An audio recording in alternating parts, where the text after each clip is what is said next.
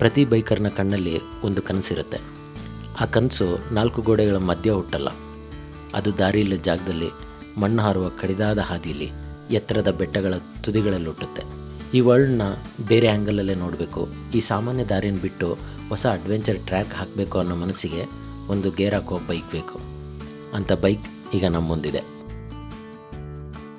Hello awesome people, ನಾನು ನಿಮ್ಮ Santosh Gowda. Welcome back to the channel. Welcome back to the pure motorcycle review. ನಮ್ಮ ಇಂಡಿಯಾದಲ್ಲಿ adventure ಲವರ್ಸ್ಗಂತಾನೆ release ಆಗಿರ್ತಕ್ಕಂಥ ಬೈಕ್ ಈ ಎಕ್ಸ್ಪಲ್ಸ್ ಅಂತಲೇ ಹೇಳ್ಬೋದು. ಬರೀ ಆನ್ ರೋಡ್ ಅಲ್ಲ, ಆಫ್ ರೋಡ್ ಅಲ್ಲ, ಪವರ್, ಮೈಲೇಜ್, ಕಂಫರ್ಟ್, ಫೀಚರ್ಸ್ ಇದೆಲ್ಲದ್ರ ಬಗ್ಗೆ ಡೀಪಾಗಿ ತಿಳ್ಕೊಳ್ಳೋಣ. ಹಾಗೂ ಈ ಬೈಕ್ ನಿಜವಾಗ್ಲೂ ಅಪ್ಗ್ರೇಡ್ ವರ್ತಾ ಅಥವಾ ಬರೀ ಹೈಪಾ ಅಂತ ಈ ವಿಡಿಯೋ ಮೂಲಕ ತಿಳ್ಕೊಳ್ಳೋಣ. So let's get started. On road comfort ಹಾಗೂ ಅಡ್ವೆಂಚರ್ ಥ್ರಿಲ್ಲೇ ಆಗಿರ್ಬೋದು, ನಮ್ಮ ಕರ್ನಾಟಕದ ಹುಡುಗರ ಮನಸ್ಸಲ್ಲಿ ಒಂದು ಬೇರೆ ಲೆವೆಲ್ ಆದ ವೈಬ್ ಕ್ರಿಯೇಟ್ ಮಾಡಿರ್ತಕ್ಕಂಥ ಬೈಕ್ ಈ ಎಕ್ಸ್ಪಲ್ಸ್ ಅಂತಲೇ ಹೇಳ್ಬೋದು. ಸೊ ಈಗ ಅದೇ ಎಕ್ಸ್ಪಲ್ಸ್ ಪವರ್ಫುಲ್ ಆಗಿ 210cc ಅಪ್ಗ್ರೇಡ್ ಪ್ಯಾಕೇಜಲ್ಲಿ ಬಂದಿದೆ. ಮೊದಲನೇದಾಗಿ ಡಿಸೈನ್.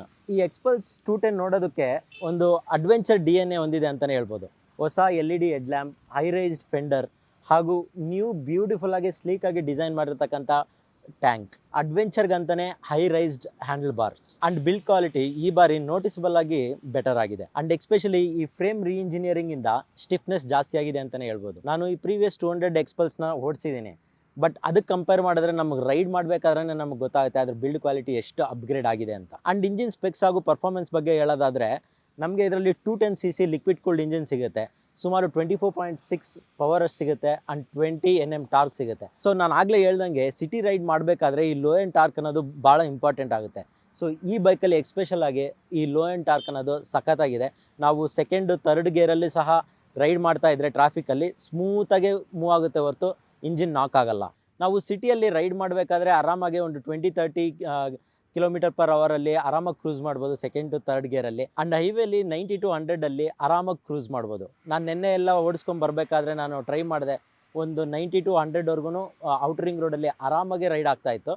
ಬಟ್ ಏನಂದರೆ ನಾವು ಫಸ್ಟ್ ಸೆಕೆಂಡ್ ಗೇರಲ್ಲಿ ನಾವು ಫುಲ್ ಮಾಡಿದ್ರೆ ಆವಾಗ ಪವರ್ ಅನ್ನೋದು ಜಾಸ್ತಿ ಸಿಗುತ್ತೆ. ನಾವೇನಾದರೂ 90 to 100 km/h ಅಚೀವ್ ಮಾಡಬೇಕು ಅಂದರೆ ಗ್ರ್ಯಾಜುವಲ್ ಆಗಿ 5th to 6th ಗೇರಲ್ಲಿ ನಮಗೆ ಗ್ರ್ಯಾಜುವಲ್ ಆಗಿ ಪವರ್ ಬರುತ್ತೆ ಹೊರತು ವಿತಿನ್ ಫ್ರಾಕ್ಷನ್ ಆಫ್ ಸೆಕೆಂಡ್ಸಲ್ಲಿ ಸೆಕೆಂಡ್ಸಲ್ಲಿ ಬರೋದು ಕಷ್ಟ ಇದೆ. ಬಟ್ ಅದೇ ಒನ್ಸ್ ನಾವು 100 km/h ಅಚೀವ್ ಮಾಡಿದ್ರೆ 6th ಗೇರಲ್ಲಿ ಈಸಿಯಾಗಿ ಸಸ್ಟೈನ್ ಮಾಡ್ಕೊಂಡು ಹೋಗ್ಬೋದು. ಆ್ಯಂಡ್ ಇಲ್ಲಿ ಸಣ್ಣ ಪುಟ್ಟ ನಾನು ಆಫ್ ರೋಡ್ ಮಾಡಿದ್ರಲ್ಲಿ ನಾನು ನೋಡಿದ್ದು ಏನಂದರೆ, ಈ ಥ್ರಾಟಲ್ ರೆಸ್ಪಾನ್ಸ್ ಅನ್ನೋದು ಲೀನಿಯರ್ ಆಗಿದೆ.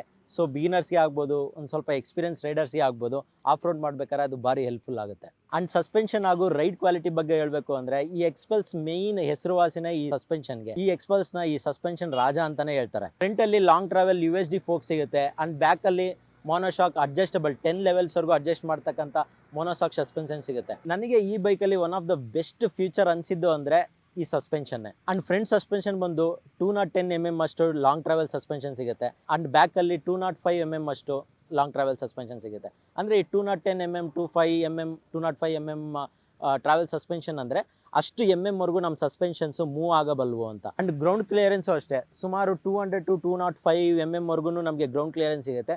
ಸೊ ಇದೆಲ್ಲ ಮಿಕ್ಸ್ ಮಾಡಿಕೊಂಡು ನಮಗೆ ಆಫ್ ರೋಡಿಂಗಿಗೆ ಈ ಬೈಕ್ ಹೆವನ್ ಅಂತಲೇ ಹೇಳ್ಬೋದು. ಅಂಡ್ ನಾನು ಆಗಲೇ ಹೇಳ್ದಂಗೆ ನಾನು ಸ್ವಲ್ಪ ಇಲ್ಲೇ ಸುತ್ತಮುತ್ತ ಒಂದು ಟ್ರಯಲ್ ಮಾಡಿದೆ. ಸೊ ನಾವು ಯಾವುದೇ ಥರ ಸಿಟಿ ರೈಡಲ್ಲಿ ಗುಣಿಗಳೇ ಆಗಿರ್ಬೋದು, ಸ್ಲಶ್ಶೇ ಆಗಿರ್ಬೋದು, ಆ್ಯಂಡ್ ಆಫ್ ರೋಡಿಂಗ್ ಆಗಿರ್ಬೋದು, ಈಸಿಯಾಗಿ ಟ್ಯಾಕಲ್ ಮಾಡ್ಕೊಂಡು ಹೋಗ್ಬೋದು. ನಮಗೆ ರೈಡಿಂಗ್ ಪೊಸಿಷನ್ನೇ ಅನ್ಬೋದು ನೀವು. ಒಂಥರ ಆರ್ಗನಾಮಿಕ್ಸು ಸೂಪರ್ ಆಗಿದೆ. ಲೈಟ್ ವೈಟ್ ಬೈಕ್ ಆಗಿರೋದ್ರಿಂದ ನಾವು ಹ್ಯಾಂಡಲ್ ಬಾರ್ ಇಟ್ಕೊಂಡಿದ್ದೀವಿ ಅಂತ ನಮಗೆ ಫೀಲೇ ಆಗಲ್ಲ. ಅಡ್ವೆಂಚರ್ ಓರಿಯೆಂಟೆಡ್ ಫುಟ್ ಪೆಕ್ಸ್ ಕೊಟ್ಟಿರೋದ್ರಿಂದ ಈವನ್ ನಾವು ಸ್ಟ್ಯಾಂಡಿಂಗ್ ಪೊಸಿಷನಲ್ಲಿ ನಾವು ಕ್ರೂಸ್ ಮಾಡ್ತಾ ಇದ್ರೂ ಒಳ್ಳೆ ಗ್ರಿಪ್ ಸಿಗುತ್ತೆ. ಇಷ್ಟೆಲ್ಲ ಪವರ್ ಮಧ್ಯೆ ಈ ಲಿಕ್ವಿಡ್ ಕೂಲ್ಡ್ ಇಂಜಿನ್ ಒಂದು ಸ್ಮೂತಾಗೆ ಪರ್ಫಾರ್ಮ್ ಮಾಡುತ್ತೆ. ನಾನು ಸಿಟೀಲಿ and then outer ring road ಹೈವೇಸಲ್ಲಿ ರೈಡ್ ಮಾಡಿದೆ, ಸುಮಾರು ಒಂದು 30-40 100 ಎಲ್ಲ. And engine gear to gear shifting smooth ಇದೆ. ಆ್ಯಂಡ್ ಇಂಜಿನ್ ರೆವ್ವು ಅಷ್ಟೇ ಗ್ರ್ಯಾಜುವಲ್ ಆಗಿ ತಗೊಳುತ್ತೆ, ಅಂತ ನಾಕಿಂಗ್ ಆಗಲ್ಲ. ನಮಗೆ ಆ ಸ್ಪೀಡ್ ಎಕ್ಸಾಸ್ಟಲ್ಲಿ ಗೊತ್ತಾಗುತ್ತೆ ಹೊರತು ನಮಗೆ ಅಷ್ಟೊಂದು ನಾವು ಇದ್ರ ಮೇಲೆ ಪ್ರೆಷರ್ ಆಗ್ತಾ ಇದ್ದೀವಿ ಅಂತ ಅನಿಸಲ್ಲ. ಆ್ಯಂಡ್ ಈ ಬೈಕ್ನ ಫೀಚರ್ಸ್ ಬಗ್ಗೆ ಮಾತಾಡೋಣ. ಹೀರೋ ಈ ಸಾರಿ ಫುಲ್ಲಿ ಲೋಡೆಡ್ ಫೀಚರ್ಸ್ ಥ್ರೂ ಈ ಎಕ್ಸ್ಪಲ್ಸ್ನ ಲಾಂಚ್ ಮಾಡಿದ್ದಾರೆ. LCD ಡಿಜಿಟಲ್ ಮೀಟರ್ ಇದೆ, ಬ್ಲೂಟೂತ್ ಕನೆಕ್ಟಿವಿಟಿ ಇದೆ, ರೈಡ್ ಮೋಡ್ಸ್ ಇದೆ, ABS mode, ride mode and then off road mode ಅಂತ ಚೇಂಜ್ ಮಾಡ್ಕೊಂಡು ನಾವು ರೈಡ್ ಮಾಡ್ಬೋದು. ಆ್ಯಂಡ್ ಸ್ಟಾಕಲ್ಲೇ ನಮಗೆ LED ಲೈಟ್ ಸೆಟಪ್ ಬರುತ್ತೆ ಆ್ಯಂಡ್ LED ಇಂಡಿಕೇಟರ್ ಸಹ ಸಿಗುತ್ತೆ. And as an important add on ಆಗಿ USB ಚಾರ್ಜರ್ ಸಹ ಸಿಗುತ್ತೆ. ಆ್ಯಂಡ್ ಇನ್ಸ್ಟ್ರೂಮೆಂಟ್ ಬಂದ್ಬಿಟ್ಟು ನಮಗೆ 4.2 inch ಇನ್ಸ್ಟ್ರೂಮೆಂಟ್ ಕ್ಲಸ್ಟರ್ ಸಿಗುತ್ತೆ.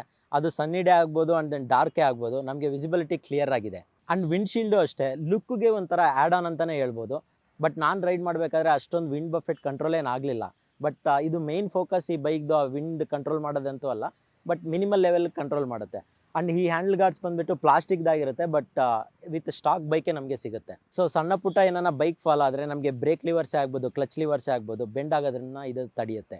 ಅಂಡ್ ರೇಡಿಯೇಟರ್ನ ಹತ್ರ ಎರಡು ಕಡೆ ನಮಗೆ ಒಂಥರ ಫ್ರೇಮ್ ಥರ ಕೊಟ್ಟಿದ್ದಾರೆ, ಅದು ಬೈಕ್ ಲುಕ್ನ ಎನ್ಹಾನ್ಸ್ ಮಾಡುತ್ತೆ. ಅಂಡ್ ಹಿಂದೆನೂ ಅಷ್ಟೇ ಎರಡು ಕಡೆ ನಮಗೆ ಒಂದು ಫ್ರೇಮ್ ಕೊಟ್ಟಿದ್ದಾರೆ, ಅದನ್ನು ಲುಕ್ನ ಎನ್ಹಾನ್ಸ್ ಮಾಡುತ್ತೆ. ಅಂಡ್ ಮೇಯ್ನಾಗಿ ನಾನು ಹೇಳ್ಬೇಕಾಗಿದ್ದು ಈ ಎಕ್ಸಾಸ್ಟ್ ನೋಡಿದ್ರೆ ನಿಮಗೆ ಸುಮಾರು ಮೇಲೆವರೆಗೂ ಕಾಣುತ್ತೆ. ನಮ್ಗೇನಂದರೆ ಆಫ್ ರೋಡ್ ಮಾಡಬೇಕಾದ್ರೆ ನಾವೇನಾದರೂ ವಾಟರ್ ಕ್ರಾಸಿಂಗ್ ಮಾಡ್ತಾ ಇದ್ದೀವಿ ಅಂದರೆ ಅದು ಭಾಳ ಹೆಲ್ಪ್ ಆಗುತ್ತೆ. ನಿಮಗೆ ಸುಮಾರು ನಿಮ್ಮ ಮೊಣಕಾಲ್ವರೆಗೂ ನೀರಿದ್ರೂ ಸಹ ನೀವು ಆರಾಮಾಗಿ ರೈಡ್ ಮಾಡ್ಕೊಂಡು ಹೋಗ್ಬೋದು. ಅಂಡ್ ಇಂಜಿನ್ ನೋಡೋದಕ್ಕೂ ಅಷ್ಟೇ, ಕೆಳಗಡೆ ಒಂಥರ ಗೋಲ್ಡನ್ ಥರ, ಅಂಡ್ ದೆನ್ ಮೇಲೆ ಸಿಲಿಂಡರ್ ಹತ್ರ ಒಂಥರ ಬ್ಲ್ಯಾಕಿಶ್ ಥರ ಇದೆ, ಅದು ನಮ್ಮ ಐ ಕ್ಯಾಚ್ ಮಾಡುತ್ತೆ. ಸ್ವಲ್ಪ ವೈರ್ಸ್ ಎಲ್ಲ ವಿಸಿಬಲ್ ಇದೆ ಇಂಜಿನ್ ಹತ್ರ, ಬಟ್ ಯಾವುದೇ ರೀತಿ ಸಣ್ಣ ವೈರ್ಸ್ ವಿಸಿಬಲ್ ಇಲ್ಲ. ಅಂಡ್ ಫಿನಿಶಿಂಗು ಅಷ್ಟೇ ಕ್ಲಿಯರ್ ಆಗಿದೆ. ಅಂಡ್ ಅಲ್ಲಲ್ಲಿ ನಮಗೆ ಈ ಹೀರೋ ಬ್ರ್ಯಾಂಡಿಂಗ್ ಆಗ್ಬೋದು, 210 ಬ್ರ್ಯಾಂಡಿಂಗ್ ಆಗ್ಬೋದು, ಆ ಬ್ರ್ಯಾಂಡ್ ನೇಮ್ಸ್ ಎಲ್ಲ ಚೆನ್ನಾಗಿ ಕಾಣುತ್ತೆ. ನಾನು ಇನ್ನೊಂದು ಮೇಯ್ನಾಗಿ ನೋಟಿಸ್ ಮಾಡಿದ್ದೇನೆಂದರೆ ಈ ಸೀಟ್ ಕಂಫರ್ಟ್. ನನಗೆ ಈ ಬೈಕ್ ಓನರ್ ಏನು ಹೇಳಿದ್ದು ಅಂದರೆ, ಸ್ಟಾಕಲ್ಲಿ ಬರೋ ಸೀಟ್ಸು ಭಾರಿನೇ ಡಿಸ್ಕಂಫರ್ಟ್ ಇತ್ತಂತೆ. ಸೊ ಅವರು ಮಾಡಿಫೈ ಮಾಡಿ ಈ ಸೀಟ್ಸ್ನ ಹಾಕ್ಸ್ಕೊಂಡಿದ್ದಾರೆ. ಇದು ಈಗ ಸಖತ್ ಕಂಫರ್ಟಬಲ್ ಆಗಿದೆ. ಸ್ಟಾಕಲ್ಲಿ ನಮಗೆ ಒಂದು ಚಿಕ್ಕದಾಗಿ ಒಂದು ಕ್ರ್ಯಾಶ್ ಗಾರ್ಡ್ ಸಿಗುತ್ತೆ, and it is more enough to control crash ಅಂತ ನನಗನ್ಸುತ್ತೆ. And throttle and then handlebar ಬಗ್ಗೆ ಹೇಳಬೇಕಂದ್ರೆ ನೀವು ಸ್ವಿಚಸ್ ಅಬ್ಸರ್ವ್ ಮಾಡ್ಬೋದು. ಯೂಶಲಿ BMW ಆ ಥರ ಬಾಕ್ಸ್ ಟೈಪ್ ಸ್ವಿಚಸ್ ಕೊಟ್ಟಿರ್ತಾರೆ, ಅದು ನನಗೆ ಸಖತ್ ಇಷ್ಟ ಆಯಿತು. ಎಲ್ಲರಿಗೂ ಮೇಯ್ನ್ ಕ್ವಶನ್ ಬರೋದು ಈ ಮೈಲೇಜ್ ಎಫಿಷಿಯನ್ಸಿ ಎಷ್ಟಿದೆ ಅಂತ. ಆನ್ ರೋಡಲ್ಲಿ ನಾನು ತಿಳ್ಕೊಂಡಿರೋ ಹಂಗೆ 30+ ಈಸಿಲಿ ಕೊಡುತ್ತಂತೆ. ಆಫ್ ರೋಡಲ್ಲಿ ನಾವು ಜಾಸ್ತಿನೇ ರೆವ್ ಮಾಡೋದ್ರಿಂದ ಸ್ವಲ್ಪ ಮೈಲೇಜ್ ಡ್ರಾಪ್ ಆಗ್ಬೋದು. ಬಟ್ ನೀವೇನಾದರೂ ಈ ಎಕ್ಸ್ಪಲ್ಸ್ನ ಓನ್ ಮಾಡ್ತಾ ಇದ್ದರೆ ಯೂಶಲಿ ನಿಮ್ಗೆ ಎಷ್ಟು ಮೈಲೇಜ್ ಸಿಗ್ತಾ ಇದೆ ಅಂತ ಕಾಮೆಂಟಲ್ಲಿ ಮೆನ್ಷನ್ ಮಾಡಿ, ಸೊ ದಟ್ ನೋಡೋರ್ಗೂ ಯೂಸ್ ಆಗುತ್ತೆ. And most important, price and variants ಬಗ್ಗೆ ಮಾತಾಡೋದಾದರೆ ಇದು 2 ವೇರಿಯಂಟ್ಸಲ್ಲಿ ಬರುತ್ತೆ. ಒಂದು base variant and then top variants. ಎರಡಕ್ಕೂ ಡಿಫ್ರೆನ್ಸ್ ಏನಂದರೆ ಇದರಲ್ಲಿ ಟಾಪಲ್ಲಿ ಆ್ಯಡೆಡ್ ಆಕ್ಸೆಸರೀಸ್ ಸಿಗುತ್ತೆ, ಬಟ್ ಬೇಸಲ್ಲಿ ನಮಗೆ ಅಷ್ಟೊಂದು ಆಕ್ಸೆಸರೀಸ್ ಸಿಗಲ್ಲ. ಟಾಪಲ್ಲಿ ಡ್ಯುಯಲ್ ಚಾನಲ್ ABS ಸಿಗುತ್ತೆ, ಬೇಸಲ್ಲಿ ನಮಗೆ ಸಿಂಗಲ್ ಚಾನಲ್ ABS ಸಿಗುತ್ತೆ. ಆ್ಯಂಡ್ ಟಾಪಲ್ಲಿ ನಮಗೆ TFT ಡಿಸ್ಪ್ಲೇ ಆಗಿರ್ಬೋದು, ಈ ವಿಂಡ್ಶೀಲ್ಡ್ ಆಗಿರ್ಬೋದು, ಈ ನಕಲ್ ಗಾರ್ಡ್ ಆಗಿರ್ಬೋದು, ಆ್ಯಂಡ್ ದೆನ್ ಟಾಪ್ ರ್ಯಾಕ್ ಕ್ಯಾರಿಯರೇ ಆಗಿರ್ಬೋದು, ಇವೆಲ್ಲ ಟಾಪಲ್ಲಿ ಸಿಗುತ್ತೆ, ಬಟ್ ಬೇಸ್ ಮಾಡಲಲ್ಲಿ ಸಿಗಲ್ಲ. ಆ್ಯಂಡ್ ಪ್ರೈಸ್ ಬಂದುಬಿಟ್ಟು ಬೇಸ್ ವೇರಿಯಂಟ್ 2,10,000 ಆಗುತ್ತೆ, ಅಂಡ್ ಟಾಪ್ ವೇರಿಯಂಟ್ ಬಂದುಬಿಟ್ಟು 2,20,000 ಆಗುತ್ತೆ. ಅಂಡ್ ಈ ಬೈಕ್ನ ಪ್ರೋಸ್ ಅಂಡ್ ಕಾನ್ಸ್ ಬಗ್ಗೆ ತಿಳ್ಕೊಬೇಕು ಅಂದರೆ ಫಸ್ಟ್ಗೆ ಪ್ರೋಸ್ ಬಗ್ಗೆ ತಿಳ್ಕೊಳ್ಳೋಣ. Powerful 210cc engine and off road capabilities ಅಂತೂ ಆಸಮ್ ಅಂತಲೇ ಹೇಳ್ಬೋದು. And one of the best suspensions. And ಈ 200cc ರೇಂಜ್ ಬೈಕ್ಸಲ್ಲಿ one of the beautiful features ಇರೋ ಬೈಕ್ ಅಂತಲೇ ಹೇಳ್ಬೋದು. ಅಂಡ್ ಕಾನ್ಸ್ ಅಥವಾ ಡಿಸ್ಅಡ್ವಾಂಟೇಜ್ ಬಗ್ಗೆ ಹೇಳಬೇಕು ಅಂತ ಹೇಳಿದ್ರೆ, ನಮಗೆ ಇಲ್ಲೇ ಶಾರ್ಟ್ ರೈಡ್ಸ್ ಮಾಡ್ತಾ ಇದ್ದೀವಿ ಅಂದರೆ ಓಕೆ, ಒಂಥರ ಸೀಟ್ ಕಂಫರ್ಟ್ ಅಂತ ಅನಿಸ್ತು ನನಗೆ. ಬಟ್ ನಾನು ವಿಚಾರಿಸ್ದಂಗೆ ಲಾಂಗ್ ರೈಡ್ಸಲ್ಲಿ ಒಂದು ಸ್ವಲ್ಪ ಸೀಟ್ ಡಿಸ್ಕಂಫರ್ಟ್ ಅಂತ ನಾನು ಕೇಳ್ಪಟ್ಟಿದ್ದೀನಿ. ನೀವೇನಾದರೂ ನಾನು ಲಾಂಗ್ ಟೂರಿಂಗ್ ಹೋಗ್ತಾ ಇದ್ದೀನಿ, ಸಿಂಗಲ್ ಡೇಯಲ್ಲಿ ಒಂದು 300-400 ಕಿಲೋಮೀಟರ್ಸ್ ಕವರ್ ಮಾಡಬೇಕು ಅಂತ ಅಂದ್ಕೊಂಡ್ರೆ ಇದು ನಿಮಗೆ ಅಷ್ಟೊಂದು ಸ್ಪೀಡ್ ವೈಸ್ ನಿಮಗೆ ಸಪೋರ್ಟ್ ಮಾಡಲ್ಲ ಅಂತ ನನಗೆ ಪರ್ಸ್ನಲಾಗಿ ಅನಿಸುತ್ತೆ. ಯಾಕಂದರೆ 100 to 110 ಅಚೀವ್ ಮಾಡಬೇಕು ಅಂದ್ರೆ ಒಂದು ಸ್ವಲ್ಪ ಸ್ಟ್ರಗಲ್ ಅನ್ನಿಸ್ತು. ಬಟ್ ನೀವೇನಾದರೂ ಇಂಜಿನ್ ಟ್ಯೂನ್ ಮಾಡಿದ್ದೀರಾ ಅಂದರೆ ಯು ಕ್ಯಾನ್ ಈಸಿಲಿ ಅಚೀವ್ 120-125 ಅನಿಸುತ್ತೆ. ಟಾಲರ್ ರೈಡರ್ಸ್ಗೆ ಓಕೆ, ಬಟ್ ನೀವೇನಾದರೂ ಸ್ವಲ್ಪ ಹೈಟ್ ಕಮ್ಮಿ ಇದ್ದೀರಾ ಅಂದರೆ ಇದನ್ನು ಸ್ವಲ್ಪ ಚಾಲೆಂಜಿಂಗ್ ಅನಿಸುತ್ತೆ. ಬಟ್ ಒಂದು ಅಡ್ವಾಂಟೇಜ್ ಏನಂದರೆ ಸಸ್ಪೆನ್ಷನ್ ಸ್ವಲ್ಪ ಚೆನ್ನಾಗಿರೋದ್ರಿಂದ ನಿಮ್ದು ಹೈಟ್ ಕಮ್ಮಿ ಇದ್ರೂ ಕುತ್ಕೊಂಡಾಗ ಆಬ್ವಿಯಸ್ಲಿ ಸೀಟ್ ಹೈಟ್ ಕಮ್ಮಿ ಆಗುತ್ತೆ ಆ್ಯಂಡ್ ನೀವು ಈಸಿಯಾಗಿ ರೈಡ್ ಮಾಡ್ಬೋದು. ಆಲ್ದೋ ಇದ್ರ ಸೀಟ್ ಹೈಟ್ ಇದ್ರೂ ನಾವು ಒನ್ಸ್ ರೈಡ್ ಮಾಡಬೇಕಾದ್ರೆ ಮಾತ್ರ ಒಳ್ಳೆ ಸೈಕಲ್ ಹೊಡೆದಂಗೆ ಈಸಿಯಾಗಿ ಮೆನ್ಯೂರ್ ಮಾಡಿಕೊಂಡು ಆ್ಯಂಡ್ ಇವನ್ ಟ್ರಾಫಿಕಲ್ಲೂ ಸಹ ಕ್ಲೀನಾಗಿ ಓಡಿಸ್ಬೋದು. ಓವರ್ ಆಲ್ ಎಕ್ಸ್ಪೀರಿಯನ್ಸ್ ಬಗ್ಗೆ ಹೇಳೋದಾದರೆ ಒಟ್ಟಿನಲ್ಲಿ ಇದೊಂದು ಪ್ಯೂರ್ ಅಡ್ವೆಂಚರ್ ಮಷಿನ್ ಅಂತಲೇ ಹೇಳ್ಬೋದು. ನೀವು ವೀಕೆಂಡ್ ಟ್ರಿಪ್ಸೇ ಆಗಿರ್ಬೋದು, ಒಂದು ಟ್ರಯಲ್ ಆಫ್ ರೋಡೇ ಆಗಿರ್ಬೋದು, ಟೂರಿಂಗೇ ಆಗಿರ್ಬೋದು, ಇವೆಲ್ಲ ಮಿಕ್ಸ್ ಮಾಡಿ ನೀವು ರೈಡ್ ಮಾಡ್ತಿದ್ದೀರಾ ಅಂದರೆ ಈ 210 ನಿಮಗೆ ಪರ್ಫೆಕ್ಟ್ ಅಂತಲೇ ಹೇಳ್ತೀನಿ. ಇನ್ನೊಂದು ಮೇಯ್ನಾಗಿ ನೀವು ಅಬ್ಸರ್ವ್ ಮಾಡಿರ್ತೀರ ಸೋಷಿಯಲ್ ಮೀಡಿಯಾದಲ್ಲಿ ಇದ್ರ ಬಗ್ಗೆ ಆಗ್ತಿರೋ ನೆಗೆಟಿವಿಟಿ. ಸ್ವಲ್ಪ ಜನಕ್ಕೆ ತೊಗೊಂಡಾದ್ಮೇಲೆ ಕೆಲವೊಂದು ಟೆಕ್ನಿಕಲ್ ಇಶ್ಯೂಸ್ ಫೇಸ್ ಮಾಡಿದ್ದಾರೆ. ಇವನ್ ಸರ್ವಿಸ್ ಸೆಂಟರ್ಸ್ ಇಶ್ಯೂ ಸಹ ಇದೆ. ಅದೆಲ್ಲ ಇಂಡಿವಿಜುವಲ್ ಓನರ್ಸ್ ಮೇಲೆ ಡಿಪೆಂಡ್ ಆಗುತ್ತೆ. ಈ ಪರ್ಟಿಕ್ಯುಲರ್ ಬೈಕ್ನ ತೊಗೊಂಡು ಸುಮಾರು 3-4 ತಿಂಗಳಾಗಿದೆ, ಮುಂದೆ 3,000 ಏನೋ ಓಡಿಸಿದ್ದಾರೆ. ಬಟ್ ಅವ್ರಿಗೆ ಯಾವುದೇ ರೀತಿಯಾದ ಇಶ್ಯೂಸ್ ಬಂದಿಲ್ಲ. ನೀವೇನಾದರೂ ಈ ಥರ ಹೊಸ ಮಷೀನಲ್ಲೇ ಏನಾದರೂ ಇಶ್ಯೂಸ್ ನೀವು ಫೇಸ್ ಮಾಡಿದರೆ ನಿಮ್ಮ ಸರ್ವಿಸ್ ಎಕ್ಸ್ಪೀರಿಯನ್ಸ್ ಈ ಸರ್ವಿಸ್ ಸೆಂಟರ್ಸ್ ಜೊತೆ ಹೇಗಿದೆ ಅಂತಲೂ ಕಮೆಂಟ್ಸಲ್ಲಿ ಶೇರ್ ಮಾಡ್ಕೊಳ್ಳಿ. ಸೊ ಇದು ಈ ಓವರ್ ಆಲ್ ಈ ಎಕ್ಸ್ಪಲ್ಸ್ 210ನ ರಿವ್ಯೂ. ಐ ಹೋಪ್ ನಿಮಗೆ ಇಷ್ಟ ಆಗಿದೆ ಅನ್ಕೊತೀನಿ.